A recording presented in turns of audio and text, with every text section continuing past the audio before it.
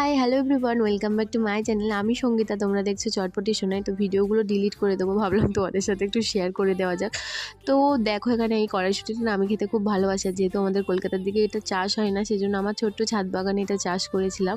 আর Valentine's day চলে গেছে অনেক দিন আগে, আমার বরকে ছোট্ট গিফটটা দিয়েছিলাম। মুখটা দেখেই বুঝতে পারছো দুজনের শরীরটা খুবই খারাপ, দুজনেরই ঠান্ডা লেগে অবস্থা খারাপ। রাত 2টোর সময় বাড়িতে এসেছিলো চোর।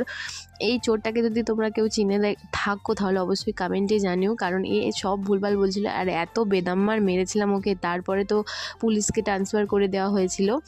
তারপরে এখানে আমাদের একটা গুড নিউজ দিয়ে দিই তোমাদেরকে, যেহেতু 2 মাস ধরে আমরা ঠিক করছিলাম ঘুরতে যাব, তো অ্যাট লাস্ট আমাদের টিকিট কাটা ডান। আর যেহেতু আমরা অনেকটা দেরিতে টিকিট কেটেছিলাম, সেই জন্য বন্দে ভারত ছাড়া অন্য কোনো ট্রেনের টিকিট পাইনি।